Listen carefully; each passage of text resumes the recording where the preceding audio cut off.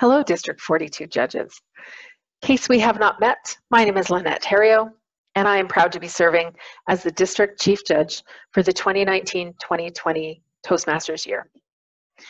I welcome you to our online contest season.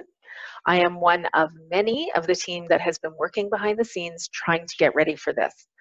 My job is to be responsible for scheduling all of the judges, ballot counters, and timers for all of the area, division, and district contests. This video will serve as your main briefing for the contest. We are on an incredibly tight schedule, and as such are not doing full briefings before each contest. The training that is a requirement that the district is putting on, along with this video, and the very minimal briefing we will do before each contest, will more than make up for the typical briefings that we see in in-person contests. The district offered training on Saturday, April 11th, and is offering training on Wednesday, April 15th, and Thursday, April 16th. And we hope that you were able to attend at least one of those, but if not, and we're running late, then you can download the webinar from the D42 website. We recorded Saturday's session, and you should be able to see it there. But please feel free to download and watch this video as often as need be. And if you have any additional questions, you can reach me at contests@d42tm.org. So let's start with your responsibilities as a judge before the contest. Everyone should have already sent me their judge's certificate of eligibility and code of ethics, and I will keep that on file for the duration of the contest season. We also need you, very importantly, to remove your profile picture from your Zoom account if you have one that you have associated with it.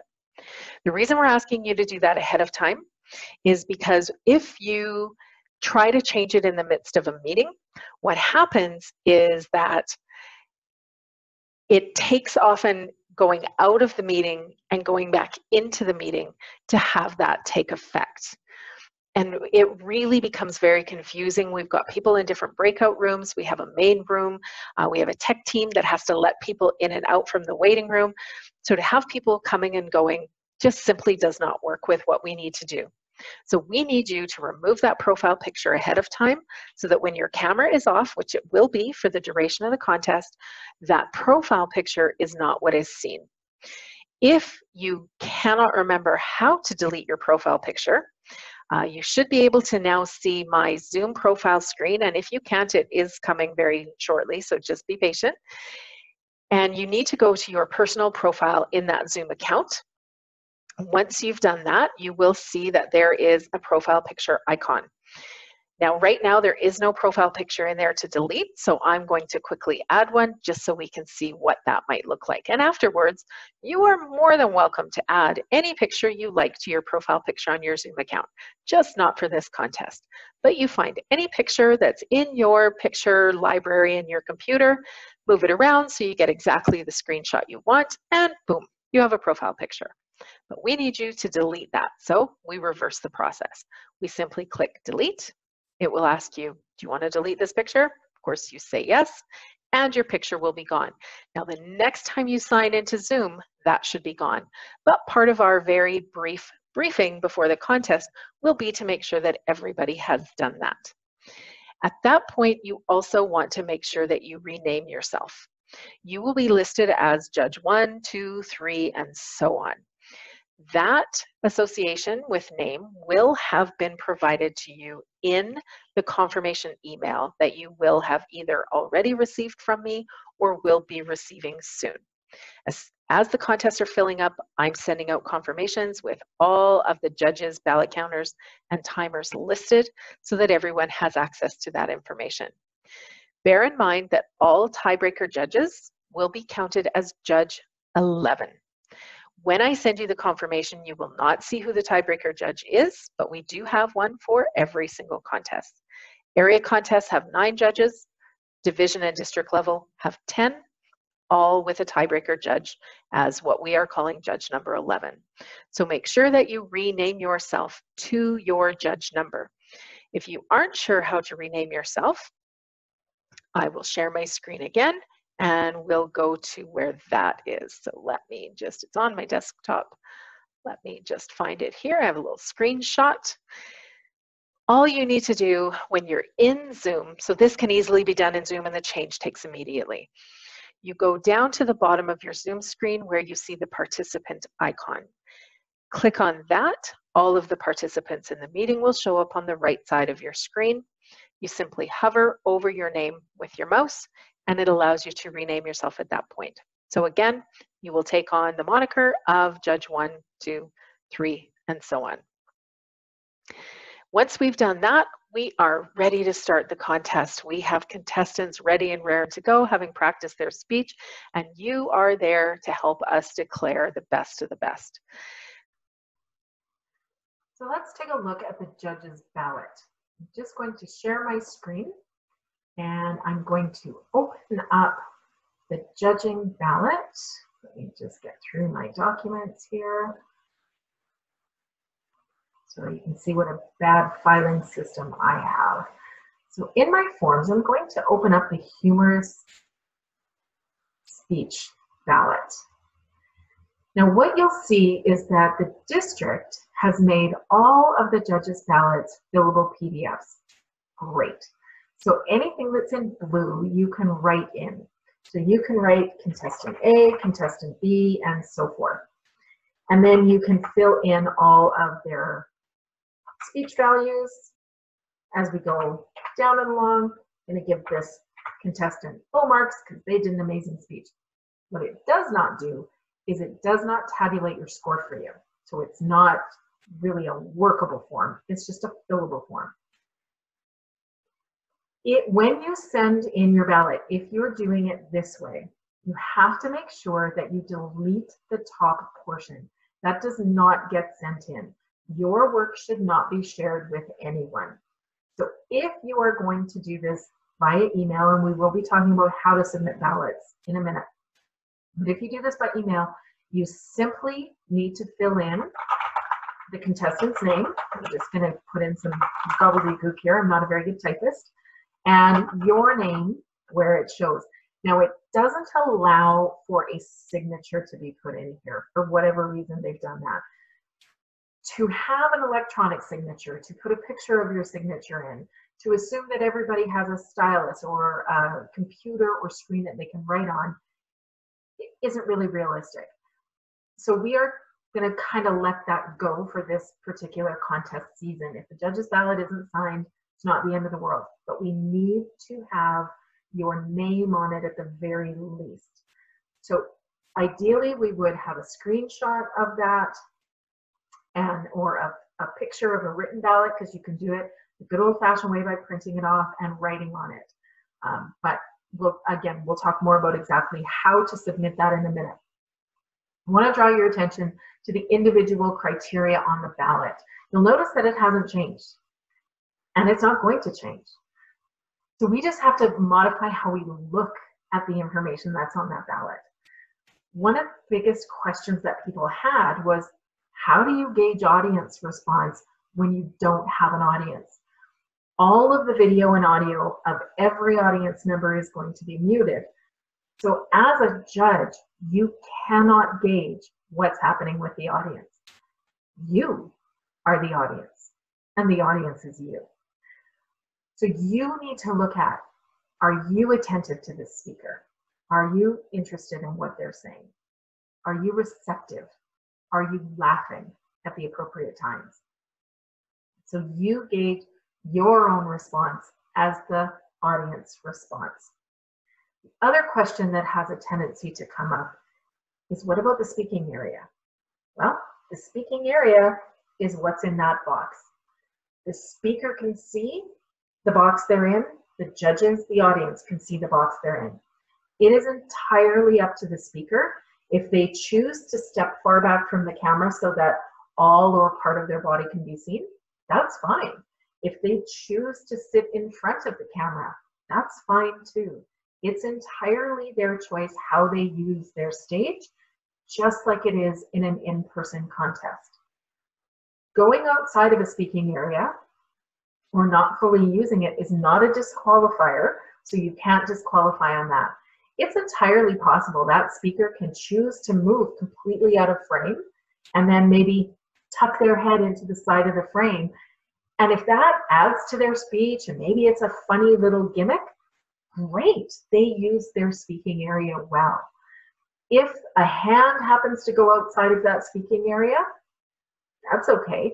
But if you feel as a judge that that completely detracted from the quality of that speech, then you might choose to mark them down on that. But essentially, the speaking area is whatever they choose to do in the little box that they're in. No different than how they use the stage in an in-person contest. It's just not as big. One thing that we are not judging on, it's not a judging criteria, and that is the audio and video quality. So if our speaker doesn't have terrific lighting, as long as you can see their face, as long as you can get those facial expressions and tell what's going on, that's okay. Their microphone might not be as great as somebody else's. That's okay too. It really comes down to not how much money they spent on equipment, but how they used what they have. And as long as you can hear them and as long as you can see them, that's good enough. We are not judging on video and audio quality. That's it for the judge's ballot. Really not a lot of changes. Now let's carry on. Now more than ever, those speeches really are dependent on the quality of the speech itself, the content, the structure of that speech. And that is what we as judges are judging, plain and simple. Just like in our in-person contests as well, when it comes to filling out that ballot, you have to break your own ties. We want a first place, a second place, a third place. It's not up to the judges and ballot counters to try to figure out who you want to put above someone else if you have a tie score. We should not know the score. You have to break your own ties.